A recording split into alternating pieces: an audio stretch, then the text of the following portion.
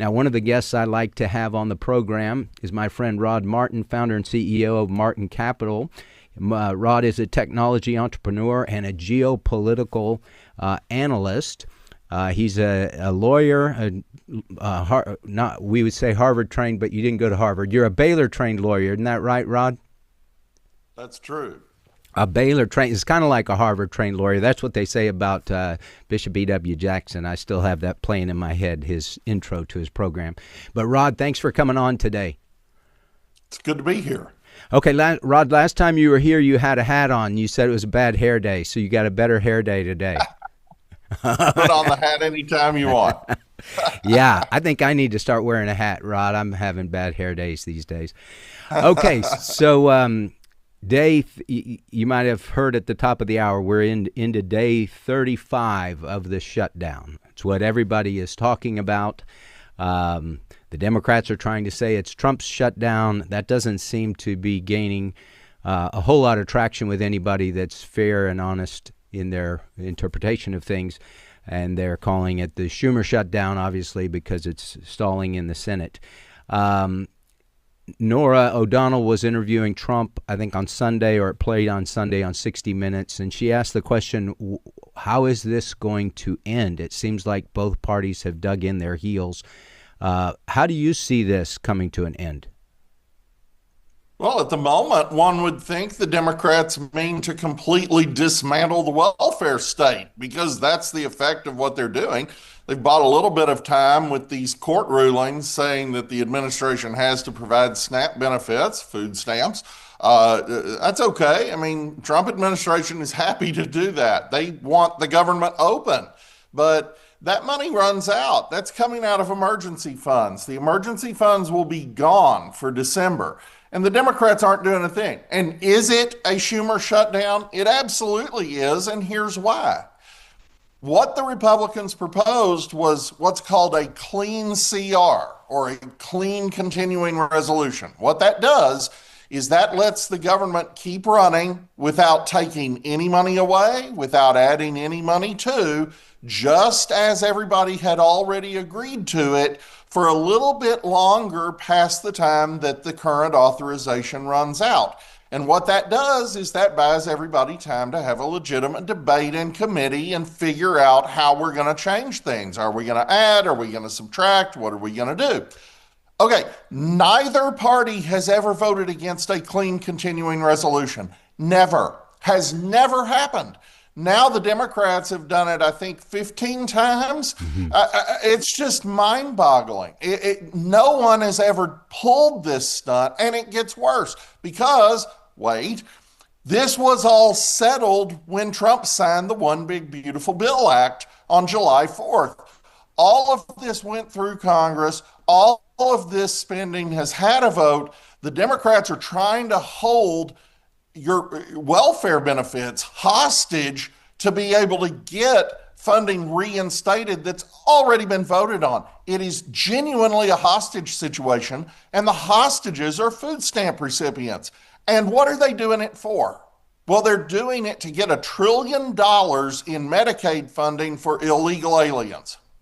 And they're also doing it to try to get $500 billion in funding to subsidize what they once called the Affordable Care Act, which is clearly not affordable. When Obamacare passed, we went in my household from about a $679 premium to a $2,600 premium overnight. There's nothing affordable about the so-called Affordable Care Act, which the Democrats are admitting here. And when they were in power, they had the opportunity to extend these Obamacare subsidies, and they chose not to.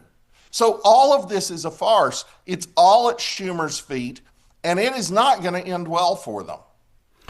All right, Rod, we have the idea, and Trump has floated this out, about the nuclear option where you blow up the filibuster.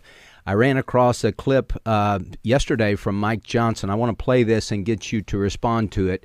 His comment to President Trump regarding blowing up the filibuster. Do you agree with President Trump that now is the time to get rid of the Senate filibuster? He's saying it's gone on too long. Let's do the nuclear option.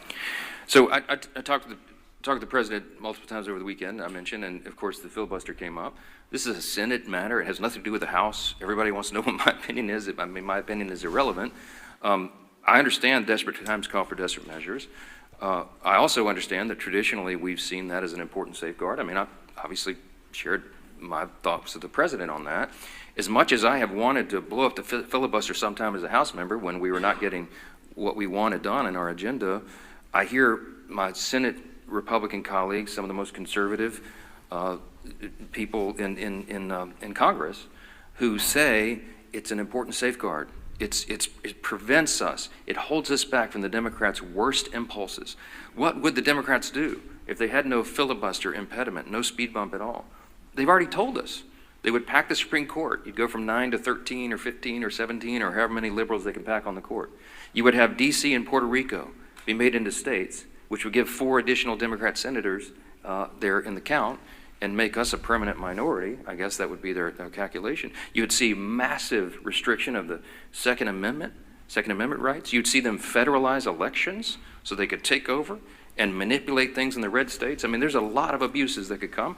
And so that's the caveat. That's what they're working through. And I speak frankly and honestly with the president, and he's very passionate about this. We're all very passionate. I think what you see in this debate we're having on our own side is a reflection of the anger that we feel, the real desperation that we feel, because we want the government to be reopened. We want to serve the American people as best we can. And any hindrance to that is something that everybody's looking at very carefully. Again, not a House issue.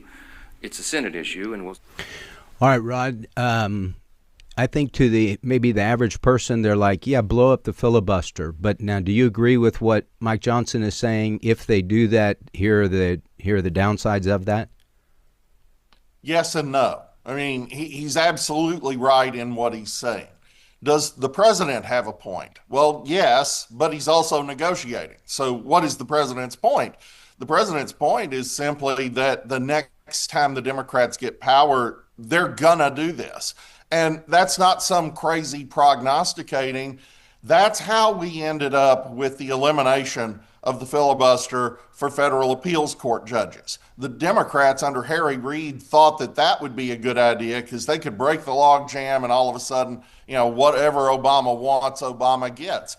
That turned into the elimination of the filibuster for Supreme Court justices, which of course the Democrats screamed about like crazy, but they would absolutely use it if you were able to do things like change the number of Supreme Court justices so that an individual president could appoint a long-term majority. Things like that are deeply, deeply destructive and not something that we want to see happen. So the president is recognizing that the Democrats are likely to do this at the same time, and therefore we should get ahead of it. At the same time, I think the president is mostly negotiating here. He knows that Chuck Schumer has to assume that Republican senators are going to end up voting a party line, and therefore he better come to the table and actually negotiate a resolution to this shutdown. Well, I like what you said. This was all negotiated when they passed the big, beautiful bill. You go back to Obama's quote, hey, elections have consequences. You guys lost. And so now you can't put a gun to the president's head and say, well, we're going to, we'll blow ourselves up if you don't kowtow to our wishes and add. I mean, it's ridiculous, Rod. I mean, we're what, $38 trillion in debt, and what's another $1.5 trillion between friends? I mean, it's just crazy. We don't have the money anyway to do all the things that they are asking us to do. Yeah, not many people can actually imagine what $1 trillion is.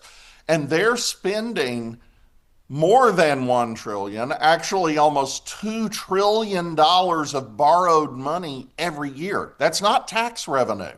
That's not coming from tariffs. That's not coming from any legitimate source. That's borrowed money. And they're doing it year after year after year after year after year after year. And Trump is trying to get at that problem and actually get to a balanced budget by stimulating economic growth, by adding this layer of tariffs, by all the different things they're doing to cut waste and fraud. And the Democrats' answer to that is, heck no, let's add another $1.5 trillion of borrowed money every year.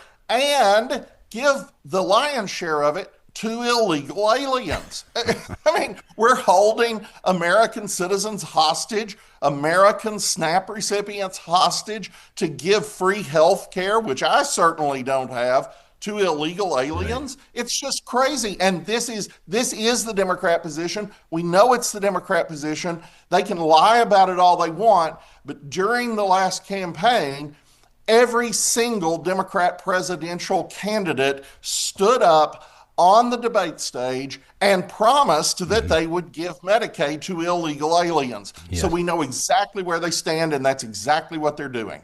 Okay, Rod, when we talk about we can only go into debt for so long, so deep, so long. Eventually, the bills come due, and you can't pay the interest on the loans. Explain to our listeners, how does that really work? Because I think the average person in America is like, yeah, okay, well, we got a lot of money on the credit card, but it doesn't really change anything. Where do you hit the point where it does change things and then life changes for everybody? Well, it changed in the Obama years, and I'll explain why. But first, for reference, so people understand how much we're spending about $1 trillion on defense every year.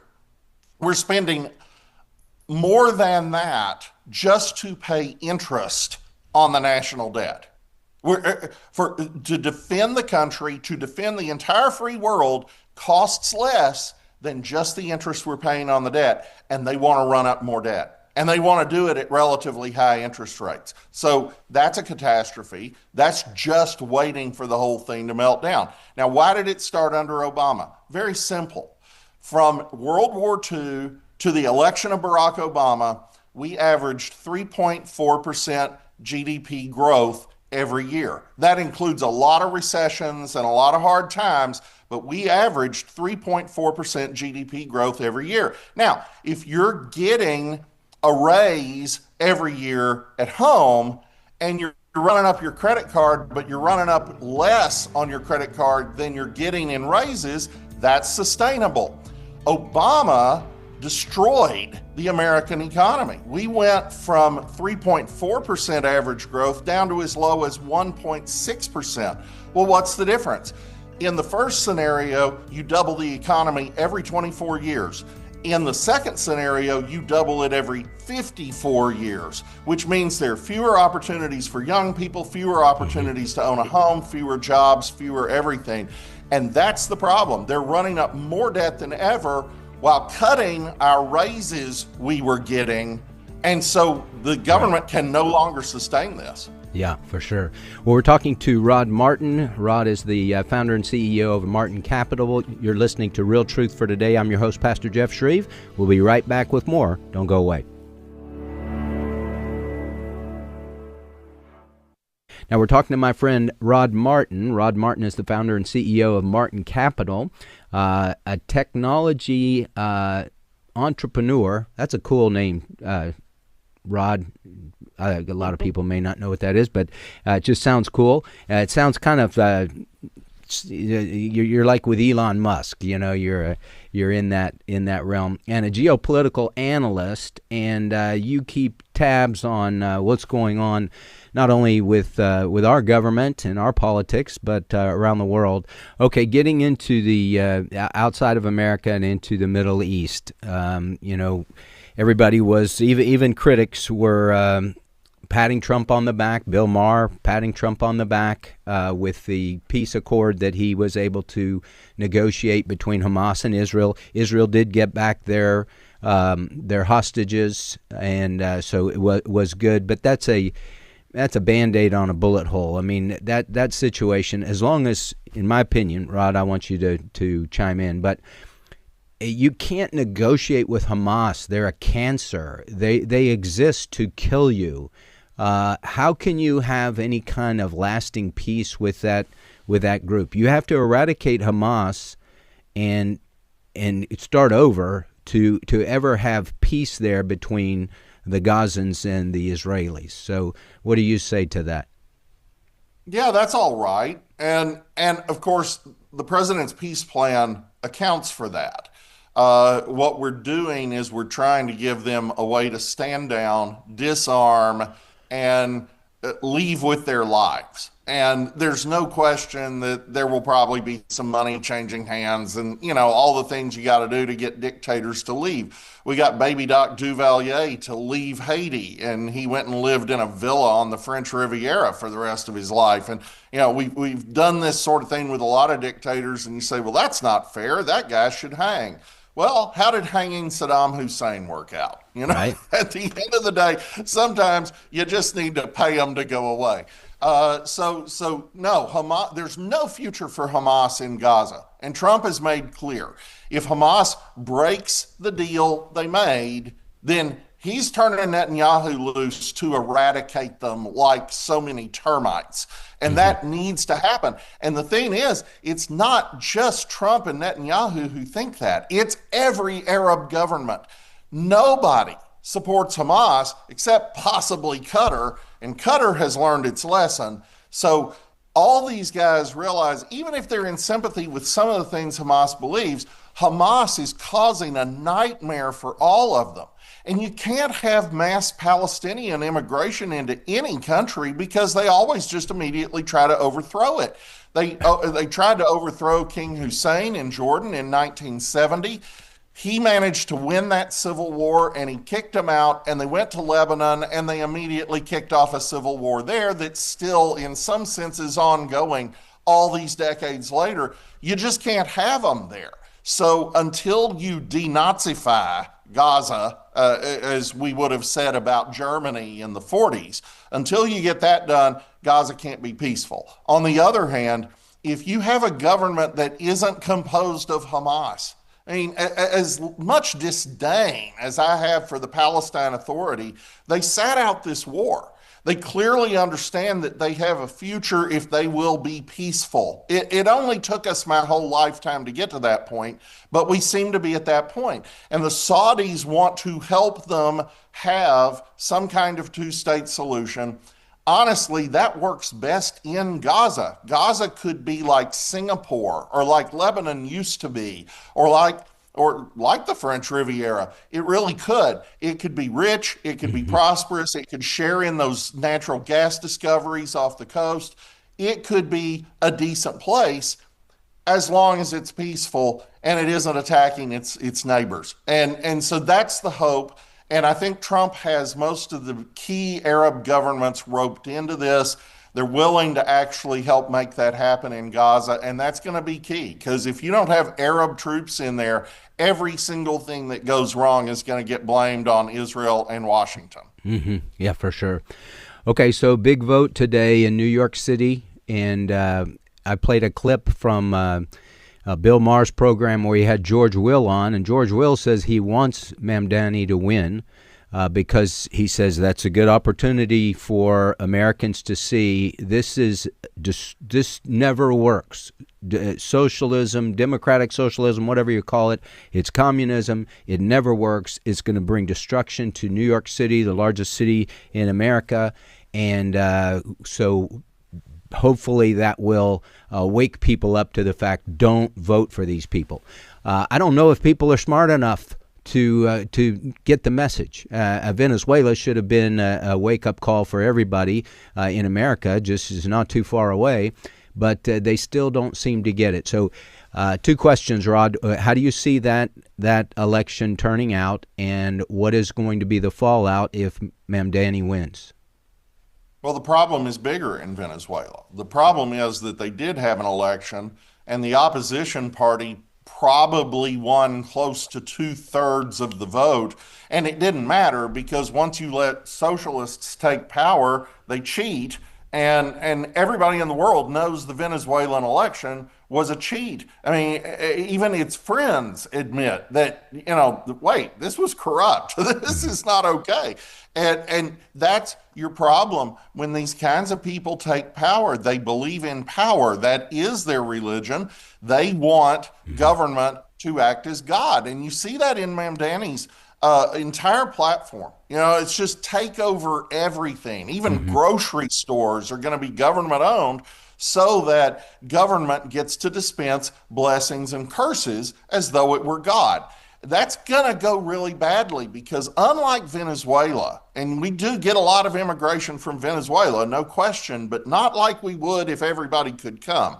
In New York, it's just an easy drive across the bridge. It really is. So the biggest thing that's going to happen is the Texas Stock Exchange that launches next year in Dallas is going to get a shocking number of listings that were previously on or only on the New York Stock Exchange or the NASDAQ. They're probably going to wait to see. They'll be dual aligned, kind of like, we have the BGCT and the SBTC in Texas. They're probably going to be dual aligned for a while. But if New York goes south, which it will, they're going to just be listed on the Texas Stock Exchange. And we're going to get more hedge fund managers and their companies in Miami. And so Mamdani is just going to enrich Texas and Florida more than anything else. And we're going to have a cautionary tale. So George Will goes too far in saying, I hope he wins.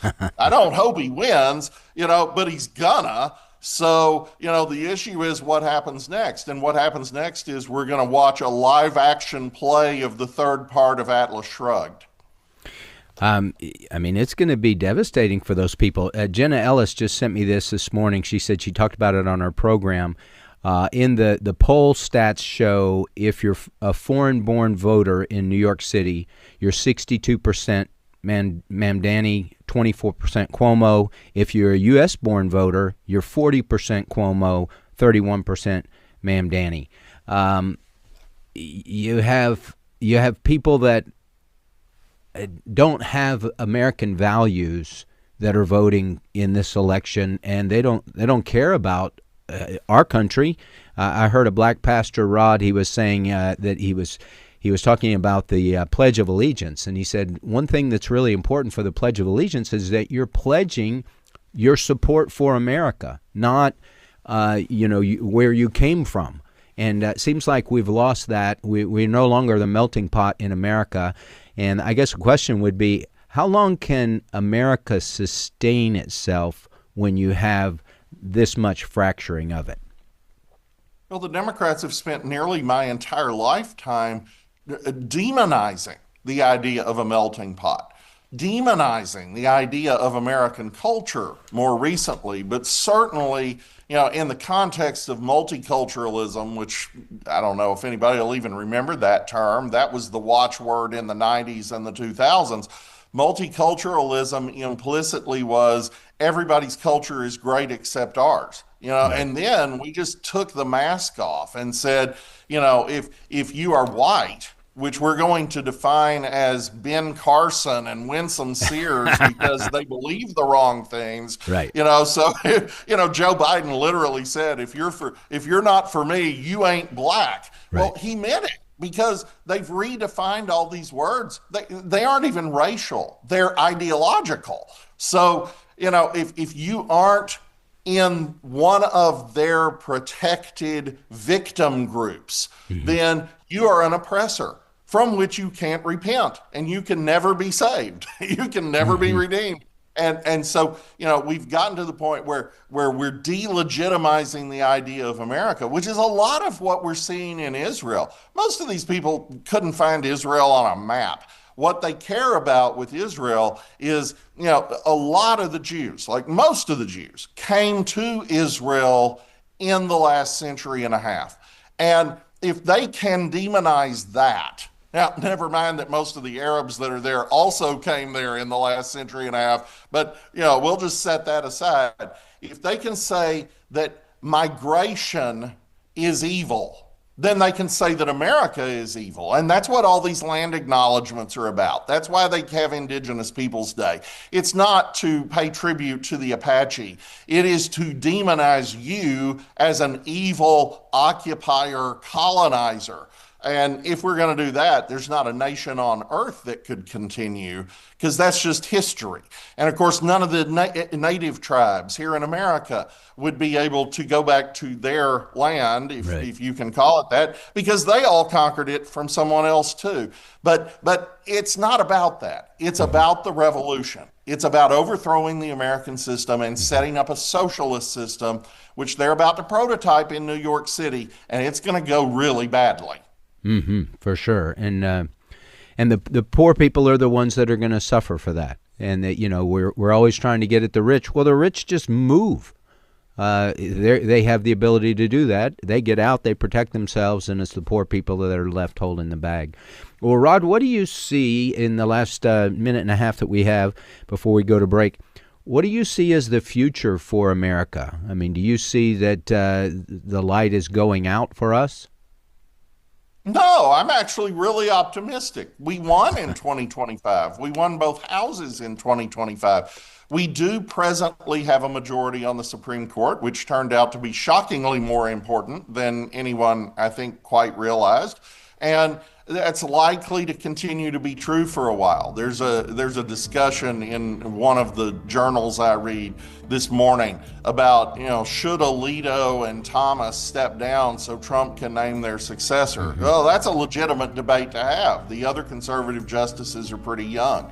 But what we can't do is pack the court, expand the number so that one president can, through a completely wicked process, just pack it with his own ideology. That's what the Democrats want to do. So if we let them have power, they're going to turn America into a one-party state in a way that we've never seen before in American life. And if we can keep winning elections, I think we expose that, out it, end it, and we win.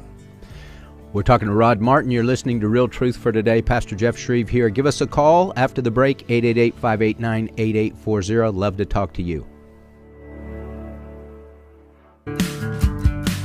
If you'd like to contact Pastor Jeff, email pastorjeff@fromhisheart.org. Now, back to Real Truth for Today with Pastor Jeff Schreve. Welcome back to the program. Pastor Jeff here, talking to my friend Rod Martin. We're talking about the issues going on in America, and then also the issue in the Middle East and what is going on there between Israel and Hamas. We always like to open up the phone lines in this segment for you, the listener, to call in, 888-589-8840. That's 888-589-8840. If you have a question for Rod, a comment, we would love to hear from you, maybe a brief testimony. Just give us a call and let's talk. Okay, Rod, so we were talking off air about the dumbing down of the younger generation, and you've seen these guys that go out on the street and just ask basic questions, basic math questions, basic geography questions, and the kids that they ask, I say kids, they're probably 15 to 30, they're clueless. I mean, they can't answer any question. They don't know how to give you change from a $5 bill.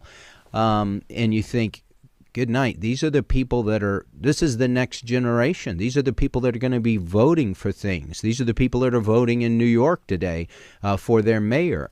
And so when you see that kind of stuff, you start to kind of say, do we have a future?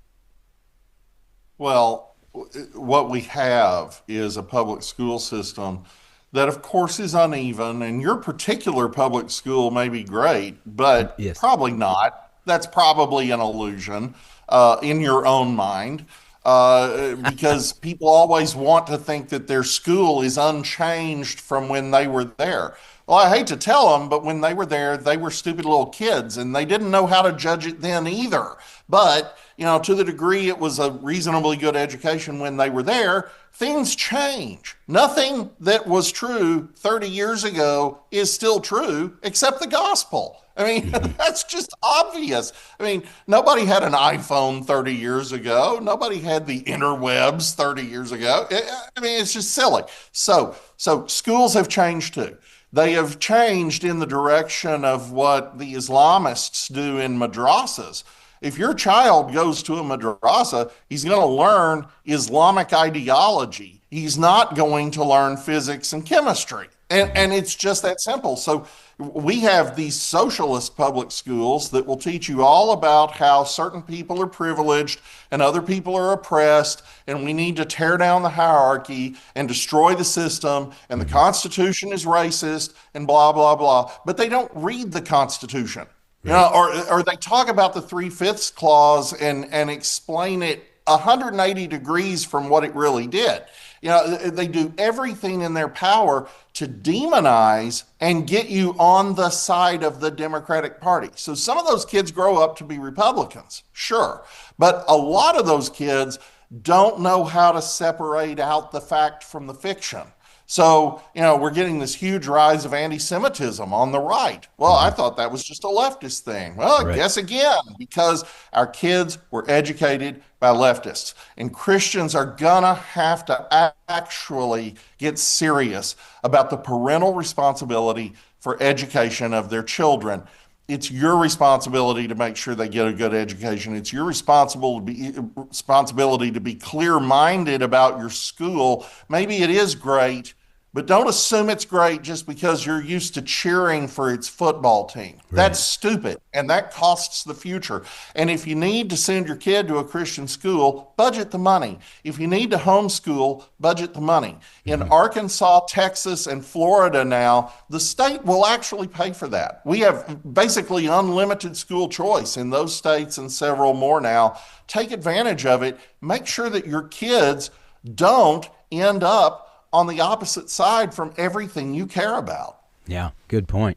Well, we're going to the phone lines, 888-589-8840, and we have Mark on the line from Ohio. Mark, welcome to Real Truth for Today. Hey, good morning. Good morning. So I was just saying that, hold on, I'm sorry. I was just saying that I feel like it's a hostile takeover from inside. Quite similar to like Red Dawn, maybe. And all right, I think he's saying with Islam, Rod, that it's a hostile takeover on the inside. We've heard a lot where people say, Islam acts like the poor me, you're Islamophobic and all this stuff, and I just want a seat at the table, and then you give them a seat at the table, and then they take over the table, and they set up Sharia law, and then you don't have any more say in anything. So that, I guess that was his point. That's what we're facing today in America. Well, we're certainly facing it across Europe, and we're seeing it in some portions of America. I think we're about to see something like that in New York. We've certainly seen it in Dearborn, Michigan, and in Minneapolis, and in other places where you have achieved either a Muslim majority or plurality. And look, I don't blame them. It's a free country. They can vote for what they want. The question is, why did we let them come? Because they're mostly all immigrants. And we ought to vet for people to come here who actually believe in the American system. And if you don't believe in the American system, you shouldn't be allowed to come. That's a pretty basic thing. And there are hundreds of millions of people who would like to come here, who believe in America and believe in our system. But the Democrats are deliberately trying to bring in people who hate our system. That's what you see in those polling numbers you were talking about with Mamdani in New York. The difference between native-born and foreign-born, that's because they've deliberately imported a subculture that hates America. So, there's no getting around that, and we have to get serious about it. Yeah, very good. We have Joel on the line from Kansas. Joel, welcome to Real Truth for Today.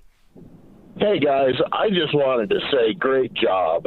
I'm trying to visit my daughter, my grandchildren, so I'm not listening to my normal radio stations, but it was a blessing. Were there for me. And I just want to say the common denominator between all that insanity, and I represent the Roman Catholic Church, the percentage of Roman Catholics who are actually Catholic, biblical. And, I listen to what you guys are saying, and you're spot on. And it seems like the common denominator, the garden from which all the insanity and impropriety has grown, is the government. Whether it's letting illegals in for 20 years straight, busting at the seams. What do you think's going to happen with Mamdani in New York? And then I got two brothers that are teachers in Des Moines, Iowa. Look, and you guys talked about the schools. and dumbing down. I mean, the epitome is the superintendent of Des Moines. You got a schoolhouse on the back of the state quarter. Everybody used to take the Iowa Basic Skills Test. The superintendent, this black guy, was a fraud. He falsified his resume. Everybody worshipped him around Des Moines. Oh, you can be cool and have cornbrains and be highly educated. He was a gun-toting, 4 guns busted, illegal fraudster. And the school district is suing the consultant company that hired him. You guys talked about vetting illegals. What about vetting school superintendents in the state that's known for education? So you guys are doing a great job, great topics. Keep up the great work, guys. Hey, thank you, Joel. I appreciate that. Were you familiar with that, what he was saying in Des Moines, Rod? Oh, yeah. The superintendent was actually an illegal alien. Everything on his resume was a fraud. And they hired him. They obviously weren't interested in vetting him carefully. And of course, you know that we had a similar problem at the Southern Baptist Convention, not with an illegal alien, but with someone who was the interim president of the EC, who had completely made up his entire military service, educational background. Absolutely everything was a lie. And nobody vetted him because he fit within a particular group. And they didn't want to ask tough questions, as they would of me, for sure. Right. And so, this is just nonsense. This always ends badly. It has to be based on merit. Whatever you do has to be based on merit. We hear people say that, DEI hires, that's a dog whistle for racism. No, it isn't. But if you set up a system where you hire people based on their most superficial characteristics instead of on their merit, you're going to make people think that meritorious people who fall within that group probably don't have any merit. And it's a bad system for them. It's a bad system for everyone. Right. Yeah, exactly right. Well, I appreciate that call, Joel. We have Elwood on the line from Arkansas. Elwood, welcome to Real Truth for Today. Good morning, guys. Jeff, you do a great job with this, I want to say. But I do want to ask, you brought up the national debt and how much it is, and he said, lots of people have said it's not sustainable. Well, what does that mean? Tell people what will actually happen day to day. My father-in-law was in Argentina. Argentina got hyperinflation out the kazoo. It was like, the story was, how much does it cost the cab to get across town? He says $20, but by the time I get you across town, it'll be $40. And that's how it was. Inflation was so high, people were that you couldn't keep up. They eventually, and I may have this a little bit wrong, but you can look it up. But he was there. He was worked in and out with the government. He said if they finally just crashed, everything crashed. And they said, if you got any money, burn it. It's worthless. We're starting over. If you owe money to the bank, deal with them somehow, because they were actually increasing the debt. If you owed $100,000 on your house, next Monday the inflation rate was 10% for the week. They would raise your debt to $100,000 to $110,000 because the banks couldn't. They were going to go out of business. Well, that didn't last long. It just completely ruined the country. Tell people. Somebody, and it will depend on what the government decides to do, how they want to deal with it when it gets so bad. But just saying it's not sustainable doesn't tell people anything. Yeah, okay, great question, Elwood. So, Rod, hyperinflation leads to just a dissolving of the country and starting over? Well, if only it were so simple. But you're exactly right. All of this comes back to the biblical commandment that we have honest weights and measures. If you can't denominate a debt instrument in dollars that are going to be reasonably constant over time, no one can lend. So if they can't lend, you can't buy houses. So poverty increases. Also, the people who own houses see their housing prices drop dramatically because nobody can afford them. So their wealth is destroyed. All that savings from their whole lifetime goes away. Now, the government doesn't do what was just described. They don't redenominate the debt because they have to pay the debt. So from their point of view, they do something we call monetizing the debt. And that's a scam where you just print a ton of money. And the extra money is used to pay the government's interest payments or actual debt, whatever. Well, that's a scam for a reason. If I take out a loan from you for $100,000 and I pay you back in dollars that on their face say $100,000, but in reality are only worth $50,000, I just ripped you off to the tune of $50,000. Right. That's exactly what governments do in these situations. When the debt becomes unsustainable, they print money that's worth less, but the face value is the same, and they pay their debts with that. And that makes all of the money worth less, which means that you're poorer and poorer and poorer and poorer. Inflation is a tax. People must understand that. Inflation is a tax imposed upon you by the monetary system of a government. That's why it's evil, and it has to be stopped. So the Trump administration is doing a good job of combating inflation, but the most important thing you have to do to combat inflation is reduce the government spending that piles up the debt, that forces the Federal Reserve to basically steal. Mm-hmm. So what would that look like for country X that gets in that situation? Everybody's starving at that point? You just get poorer and poorer. And that's what happened in Argentina. In 1900, Argentina was richer per capita than the United States. And, today they're a basket case. How did that happen? Well, exactly these policies.